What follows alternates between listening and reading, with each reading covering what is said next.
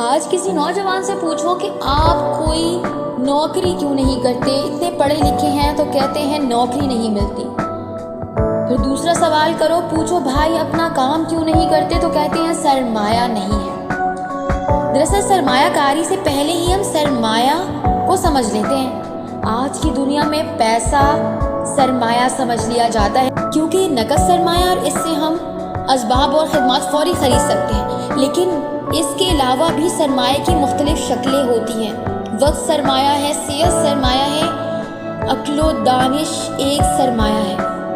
ہم ایک سرمایہ کے پیچھے انتظار میں وقت ضائع کرتے رہتے ہیں، بیکار بیٹھ کے اپنی صحت خراب کر رہے ہوتے ہیں اور عقل و دانش بیٹھ کے ہمارے اوپر ہنس رہی ہوتی ہے۔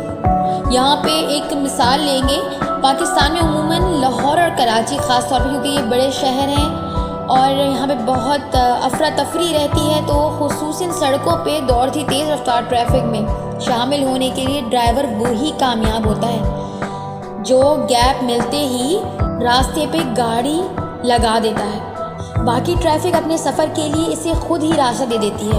آپ کی مثال بھی یہاں پہ اس گاڑی کی طرح ہے۔ اگر آپ انتظار میں کھڑے رہیں گے تو پھر یقین جانیے سڑک پر تماشا ہی بن جائیں گے۔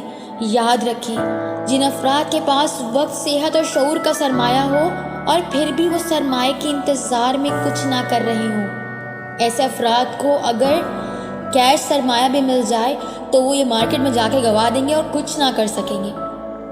اس لیے کام کریں، کیونکہ کام کبھی چھوٹا یا بڑا نہیں ہوتا، بھلے جہاں بھی کریں، جیسی گنجائش ملے بسم اللہ کریں۔